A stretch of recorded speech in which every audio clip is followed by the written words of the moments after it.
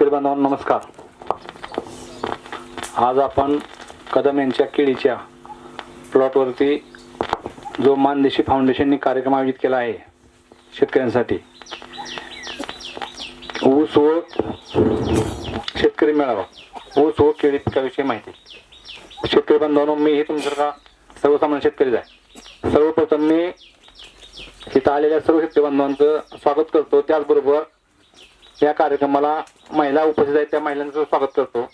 आणि मी आजपर्यंत एवढे कार्यक्रम केले की स्वामीनाथन आयोगाचा फोटो मी आजच्या कार्यक्रमात पहिल्यांदा लावलेला बघितला किंवा त्याची पूजा केलेली बघितली. त्याबद्दल मानदेशी फाउंडेशनचं आपण सर्वांनी टाळ्या वाजवून स्वागत करायचं आहे. स्वामीनाथन विषय साहेबांविषयी बोलण्यासारखं भरपूर आहे. त्यांचं भरपूर मोठं काम आहे. स्वामीनाथनचा जो आयोग आहे त्या आयोगाची अंमलबजावणी अजून सुद्धा शासन करू शकलं नाही. म्हणजे स्वामीनाथनचं शेतकऱ्यांसाठी भरपूर मोठं योगदान आहे. अशा पद्धतीने आपण काम करत असताना शेतीमध्ये मी सर्वप्रथम माझा परिचय करून देतो. मी सोमनाथ हुलगे, बेंबडे म्हणून माझं गाव आहे माढा तालुक्यामध्ये. मी साधारण 2000 साली शेती करण्यास सुरुवात केली. शेती करत असताना पारंपरिक पद्धती शेती होती आपली. ऊसाची सरी म्हणसाल तुम्ही तर आपली रेग्युलर 2 फूट 2.5 फूट बैलाच्या साह्याने सरी सोडायचं आपण. ऊसाचं उत्पन्न म्हणसाल तुम्ही तर लागण्याचं उत्पादन एकरी 25 टन 30 टन आणि खोडव्याचं उत्पादन एकरी 10 टन 15 टन. कदाचित तुमचं सुद्धा त्यावेळेस ते उत्पादन तेवढंच असेल. अशा पद्धतीने शेती करत असताना नवीन काय तर आपल्या भागामध्ये प्रयोग करावा किंवा आपल्या गावामध्ये 100% उत्पादन ऊसाचं घेतलं जातंय. पाणी मुबलक होतं आम्हाला. उजनीचा डावा कालवा आमच्या गावावरून गेला, भीमा नदी आमच्या गावावरून जवळून गेली. 100% बागायती गाव पण उत्पादन आमचं वाढत नव्हतं. त्यासाठी काही नवीन प्रयोग करावा असं वाटायचं पण काही सुचत नव्हतं. त्यावेळेस काय मोबाईल, युट्यूब किंवा फेसबुक अशी माहिती काही जास्त मिळत नव्हती. वर्तमानपत्र आपण वाचायचो, त्यातून काय माहिती घ्यायचो किंवा काय शेतकऱ्यांच्या यशोगाथा ऐकायचो. त्यावेळेस अग्रवनच्या पेपरमध्ये असं वाचण्यात आलं की ऊस शेतीला ड्रीप केल्यानंतर आपलं उत्पादन वाढू शकते. त्या दृष्टीने मी ऊस शेतीला ड्रीप करायला ठरवलं. ड्रीप करत असताना त्यावेळेस सर्वप्रथम पहिल्यांदा मी मोजून सरी सोडली 3 फूट रुंदीची. 3 फूट रुंदीची सरी सोडली. 2 सऱ्यामध्ये ऊस लावला आणि 1 सरी मोकळी ठेवली, त्याला पट्टा परत म्हणतो आपण. अशा पद्धतीने मी लागवड केली 2005 साली. माझं जे ऊसाचं उत्पादन होतं एकरी 35 टन 30 टन, ते ऊसाचं उत्पादन माझं शेतकरी बांधवांना 50 टनापर्यंत गेलं. पण त्या क्षेत्रासाठी मी फक्त ड्रीप केलं. तर बाकीचं ऊसाचं शास्त्र मला त्यातलं काय माहीत नव्हतं. फक्त ड्रीप केल्या उत्पादन वाढतं या दृष्टीने ड्रीप केली आणि ड्रीपनं पाणी देत गेलो. पहिलं जे पाटपाण्याचं पाणी होतं आपलं पाट पाणी, तेच मी ड्रीपनं दिलं. पण किती पाणी द्यायचं याची काय कल्पना नव्हती. अशा पद्धतीनं ऊसाचं उत्पादन निघालं 50 टन. ज्यावेळेस ऊसाचं उत्पादन 50 टन निघालं त्यावेळेस माझ्या सगळं लक्षात आलं की ऊसाचं उत्पादन 50 टन निघून सुद्धा आपल्याला काय परवडत नाही. कारण त्या जे ऊसाचं उत्पादन निघालं त्या ऊसाच्या उत्पादनाचा किंवा ऊसाच्या पिकाचा मी जमीन तयार करण्यापासून ते ऊस कारखान्यात तुटून जाईपर्यंत सर्व जमा नावे खर्च टिपून ठेवला होता. मग ऊस शेती परवडत नाही किंवा काय केलं पाहिजे या दृष्टीने काम करत असताना 2007-08 पर्यंत असं प्रयोग केले. त्यानंतर मी आमच्या भागामध्ये 2 एकर केळी लावण्याचा पहिला प्रयोग केला 2007 ला. जैन टिशूकल्चरची लागवड केली 7x5 वरती. आणि केळीचं उत्पादन चांगलं निघालं. जमीन चांगली होती पहिलीच. केळीचं उत्पादन चांगलं निघाल्यानंतर त्यानंतर मी ऊस शेती किंवा ऊस लागवड करण्याचं कमी केलं. माझं क्षेत्र 25 एकर आहे. ऊस लागवड करण्याचं कमी केलं आणि तिथून पुढे मी केळी वाढत गेलो. केळीचं क्षेत्र वाढत गेल्यानंतर परत माझ्या आसपासच्या शेतकऱ्यांना मित्रांना केळी लावण्यास मी प्रवृत्त केलं. आमच्या भागामध्ये केळी क्षेत्र वाढलं. त्यानंतर 2007-08 पासून मी माझ्या शेतामध्ये ऊस लावला नाही. तिथून पुढं केळी, डाळिंब, कांदा, टोमॅटो अशी वेगवेगळी पिकं घेत गेलो. साधारण 2018 पर्यंत हीच पिकं घेत होतो. ऊस परत कधी माझ्या शेतामध्ये लावणार नाही हा माझा उद्देश होता. कारण कारखान्याला ऊस लवकर जात नाही किंवा कारखाने ऊस त्यावेळेस नेत नव्हते. ऊस परवडत नाही या दृष्टीनं 2018 साली शेतकरी बांधवांना मोठं वादळ झालं. त्यावेळी वादळामध्ये माझी 12 एकर केळी भुईसपाट झाली. त्यावेळेस मात्र मी पूर्ण खचलो होतो. शेतकरी बांधवांनो, त्यावेळेस आपल्याला एवढं मोठं नुकसान झालं म्हणल्यानंतर आपल्याला ऊस लावण्याशिवाय पर्याय नाही. मग ऊस लावायचा थोडं जरा यूट्यूब फेसबुकच्या माध्यमातून मोबाईलच्या माध्यमातून बाहेरची माहिती घेतली. थोडं ऊस लावताना थोडं शास्त्रशुद्ध पद्धतीने ऊस लावूया आपण या दृष्टीने काम केलं. ऊस संशोधन केंद्र पाडेगाव जिल्हा सातारा विद्यापीठात जाऊन भेट घेतली. तिथून थोडी शास्त्रज्ञांवर माहिती घेतली. आपलं वसंतदादा शुगर इन्स्टिट्यूट मांजरी पुणे VSI त्या संस्थेमध्ये गेलो. त्यांच्याकडून काय माहिती घेतली शास्त्रज्ञांचा नंबर घेतलं. आमच्याकडे त्यावेळेस लागवड म्हणतात तर 265चीच 80-90% लागवड व्हायची. तुमच्याकडे तीच असेल लागवड. ज्यावेळेस शास्त्रज्ञाला भेटलो त्यावेळेस शास्त्रज्ञाने मला असं सांगितलं की तुम्हाला ऊस उत्पादन वाढवायचं असेल किंवा 100 टन काढायचं असेल किंवा त्यावेळेस जास्त उत्पादन काढायचं असेल तर तुम्हाला पराठी लावावं लागेल 96-32. शेतकरी बांधवांनो एकरी एका एकरामध्ये 100 टन ऊस उत्पादन निघतंय त्याच्या माझा विश्वास बसत नव्हता. पेपरला बातमी वाचायचो पण बातम्या खोट्या असतील किंवा बोगस असतील असं वाटायचं. ज्यावेळेस शास्त्रज्ञांनी सांगितलं ऊस उत्पादन निघणं शक्य आहे किंवा उत्पादन करणारे शेतकरी सांगली जिल्ह्यामध्ये भरपूर आहेत असं ज्यावेळेस माहिती दिली मला शास्त्रज्ञांनी विद्यापीठातल्या त्यावेळेस सांगली जिल्ह्यामध्ये मी जायचं ठरवलं. जात असताना मी एकटं जाता माझ्याबरोबर आमच्या भागातील शेतकऱ्यांचा ग्रुप घेऊन गेलो. तिथील काय उत्पादन करणारे शेतकरी जे आहेत तिथे जास्त त्या शेतकऱ्यांना भेटलो. जसं की सुरेश अण्णा कबाडे असतील, संजू माने असतील, अंकुश चोरमोले अशा शेतकऱ्यांच्या भेटी घेतल्या. 2019चा विषय आहे. त्यावेळेस मला समजलं की आपण 96-32 उत्पादन लावलं ऊस लावला तर त्याच्यापासून आपण एका एकरातून 100 टन किंवा त्यापेक्षा उत्पादन जास्त काढू शकतो. त्यावेळेस माझा आत्मविश्वास वाढला. त्यानंतर मी ऊस लावायचं ठरवलं. आमच्या भागामध्ये त्यावेळेस 80-90% 265 होता पण मी ठरवलं 96-32 ऊस लावायला. ऊस लावत असताना बेनं हितलं आपलं जे पहिलं पारंपरिक बेनं होतं आपलं ते बेनं न लावता मी ऊस संशोधन केंद्र पाडेगाव इथं विद्यापीठातून जाऊन बियाणं आणलं आणि ऊसाची लागवड केली. क्षेत्र बनवून होतं 5 एकर. 5 एकरामधून मला 616 टन उत्पादन निघालं. म्हणजे एका एकरातून 117 टन उत्पादन निघालं. दुसऱ्या वर्षी 110 टन उत्पादन निघालं. तिसऱ्या वर्षी 125 टन निघालं. चौथ्या वर्षी 136 टन उत्पादन निघालं माझं हायेस्ट. आणि एवढं ऊस उत्पादन निघाल्यामुळं महाराष्ट्र शासन कृषी विभाग यांच्या वतीनं मला मानाचा जो ऊस भूषण पुरस्कार असतो शेतीनिष्ठ तो पुरस्कार देऊन मला गौरवण्यात आलं. तसंच VSI जी संस्था आपली नामांकित त्या संस्थेने मला ऊस भूषण म्हणून नावाचा पुरस्कार दिला ह्याचा असे पुरस्कार देऊन मला गौरवण्यात आलं. त्यावेळेस मला वाटलं की याला आपण एवढं आपलं शासन प्रोत्साहन करते किंवा एवढा आपला मोठा सन्मान होतो तर आपणही काय थोडंफार समाज देणं लागतो. त्या दृष्टीनं मी माझ्या मोबाईलवरती व्हॉट्सअपचे ग्रुप स्थापन केले ऊस उद्दिष्ट 100+ नावाने आणि त्या व्हॉट्सअपच्या ग्रुपच्या माध्यमातून मी शेतकऱ्यांना गायडन्स करत गेलो. मी माझ्या शेतामध्ये जे काम करतोय ते इतर शेतकऱ्यांना शेअर करत गेलो. अशा पद्धतीने शेतकरी उत्पादन वाढवण्यासाठी काम करत गेलो. असं ऊसाचं उत्पादन वाढवण्यासाठी प्रयत्न केले मी. आणि आता ह्या वर्षी माझ्या शेतामध्ये 150 टनाचा ऊसाचा प्रयोग चालू आहे. पुढच्या आठवड्यात त्याची लागण होईल. शेतकरी बांधवांना साहेब जसं म्हणतात तसं त्या पद्धतीनं आपल्याला ही सर्व पिकं घेत असताना किंवा तुम्ही हे जे ॲव्हरेज ऐकलं आहे 125 टन 136 टन ह्याच्या मागचं मेन कारण आहे आपली जमीन. ऊस उत्पादन माझं जास्त निघण्याचं कारण मुख्य कारण आहे माझ्या जमिनीमध्ये त्या पाठीमागच्या 10 वर्षामध्ये केळी, डाळिंब, पोपई अशी वेगवेगळी पिकं घेतली होती. त्यामुळे जमिनीमध्ये पीक बदल झाला होता. जमिनीचा सेंद्रिय कर्ब वाढला होता. त्यामुळे माझं हे ऊस उत्पादन एवढं निघणं शक्य झालं. त्यासाठी शेतकरी बांधवांनो आपल्याला कुठलंही पीक करत असताना तुम्ही ऊस करा किंवा केळी करा आपल्याला सर्वात महत्त्वाचे आहे जमीन. तर सर्वप्रथम आपण जमिनीवर काम केलं पाहिजे.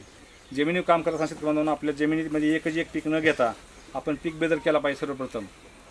त्याचबरोबर आपण आपली जमीन उन्हाळ्यामध्ये नांगरून टाकली पाहिजे. जमिनीची उन्हाळ्यामध्ये उभी आडवी नांगरट केली पाहिजे. जमिनीला थोडी विश्रांती दिली पाहिजे. बऱ्यापैकी शेतकरी आता बघतोय आपण ऊस तुटून गेला की लगेच 8-10 दिवसात तरी सोडून पाठीमागे लगेच लागण करतात. असं करून शेतकऱ्यांना आपलं उत्पादन वाढत नाही. उत्पादन तर वाढतच नाही पण आपली परत त्यातून जमीन जास्त खराब होत चालली. आता मग कदम साहेबांनी सांगितलं माझ्या जमिनीला PS 8.5 पर्यंत गेला आहे. अशा पद्धतीनं जर आपण काम करत गेलो तर आपल्या जमिनी नापीक व्हायला वेळ लागणार नाही. कोल्हापूर जिल्ह्यामध्ये एक शेतकरी म्हणून तालुका आहे तुम्हाला माहिती असेल बऱ्यापैकी तो तालुका पूर्ण नापीक झाला. तर आपल्याला इथून पुढं जमिनीवर काम केलं सर्वप्रथम तर आपली पिकं चांगली येणार. तुम्ही पीक कुठलेही या तर जमिनीवर काम करण्यासाठी मग आम्ही म्हणल्याप्रमाणे जमिनीची उभी आडवी नांगरट करणे, जमीन उन्हाळ्यामध्ये तापून देणं.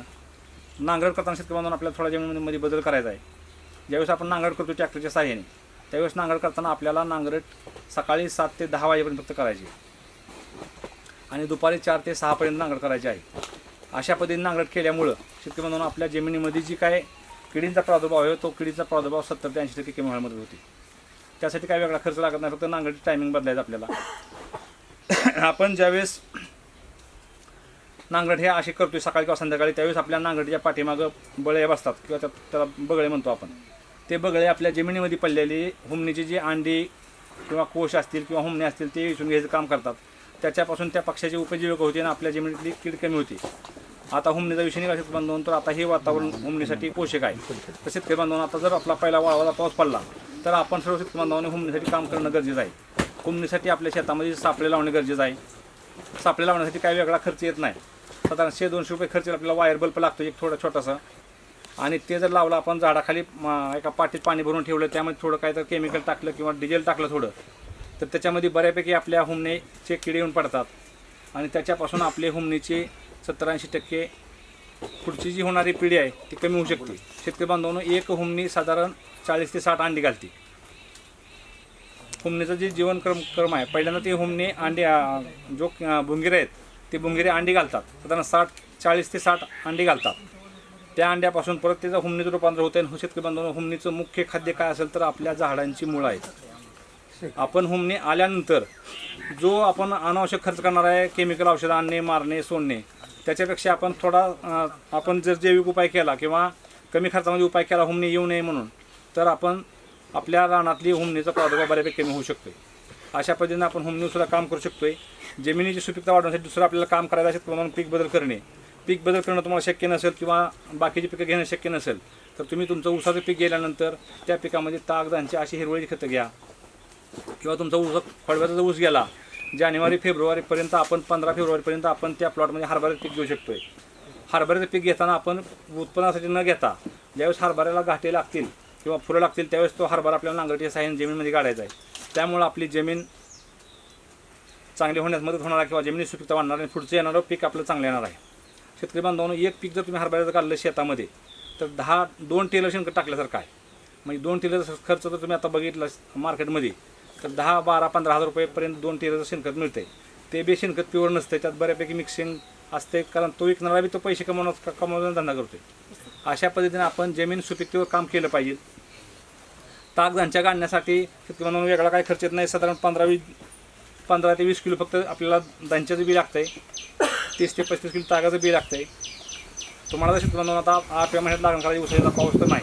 8व्या महिन्यामध्ये तुम्हाला उसाची लागण करायची. आता जून महिन्यामध्ये जर तुम्ही त्या प्लॉटमध्ये ताग लावला तर 2 महिन्यामध्ये तुमच्या त्या प्लॉटमध्ये तागाचं पीक गाडून होते किंवा दांच्याचं पीक गाडून होते. त्यासाठी मी माझ्या शेतामध्ये आपण आता आपली तुमची लागवड किती फुटावर 4.5 फूट असते का 5 फुटी असते? 5 फुटी सरी सोडायची आपण आपल्या शेतामध्ये. आता सरी सोडून ठेवायची, ताक टाकून ठेवायचं. ताक टाका किंवा दांच्या टाका. ताक टाकून ठेवायचा पावसाचं वातावरण बघून. पावसावरती तो टाकताना ताक तो सरीमध्ये टाकायचा आपल्याला. 5 फुटी सरी म्हणला ना तुम्ही, आम्ही आता 5 फुटी सरी सोडली आहे. ते ऊस बांधायलाच येत नाही, मोकळंच राहते ऊसाचं बुडं.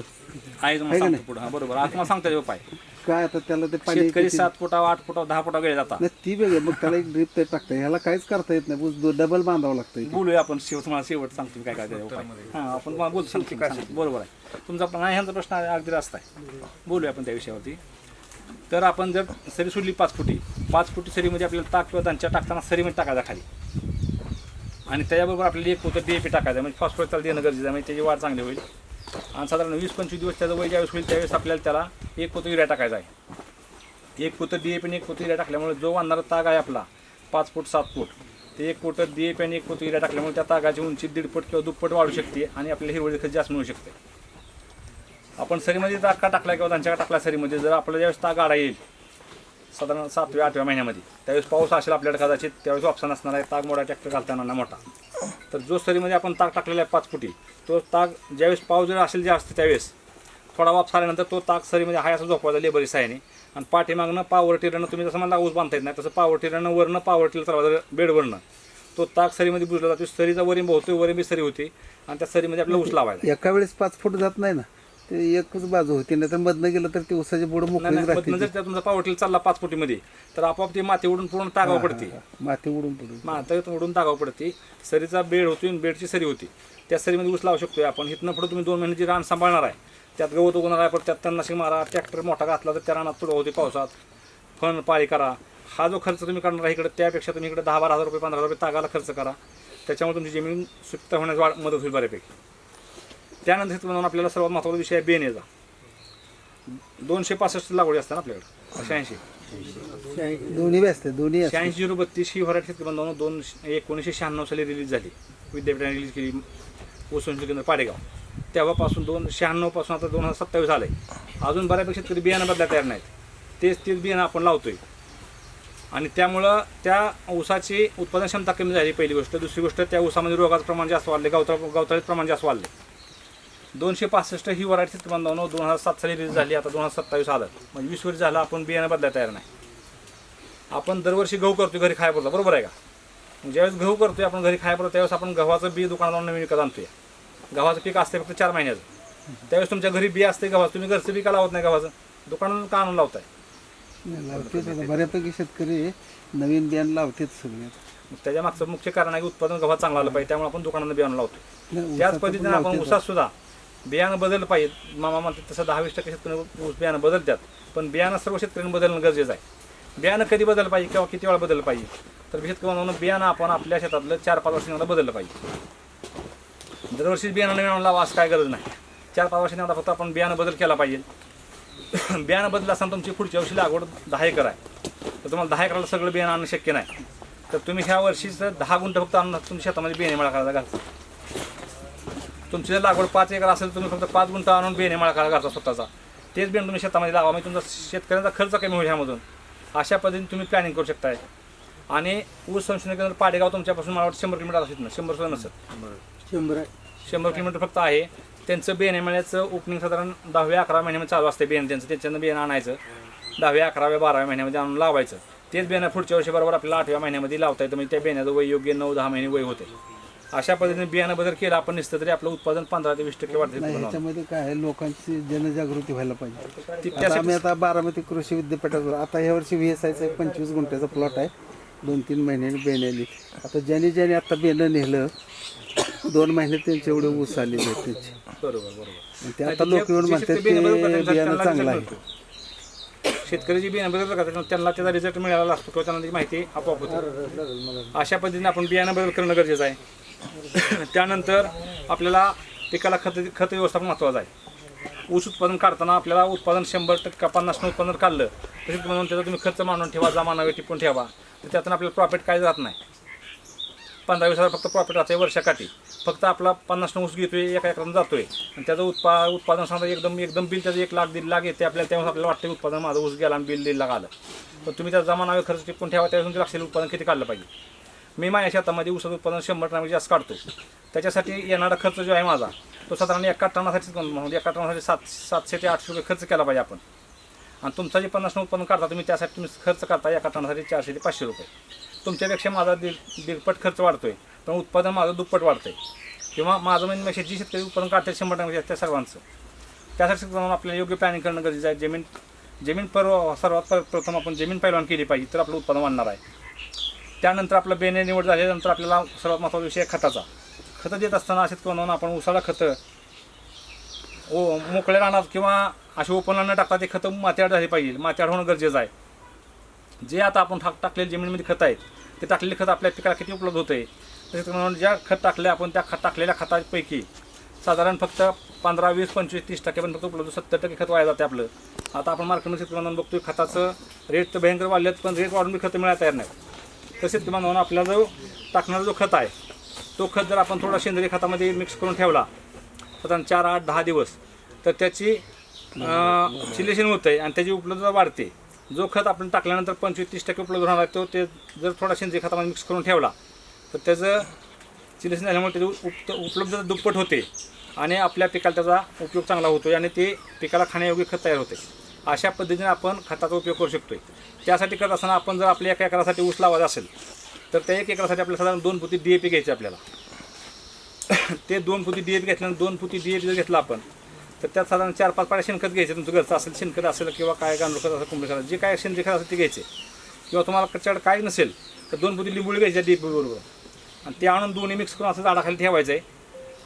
त्याला पाणी सुटलं थोडंफार नॉर्मल मॉइश्चर सुटलं असं एवढं थोडं पाणी मारा शिंपडायचे. त्याच्यामुळे त्या खताचं चिलेशन होते.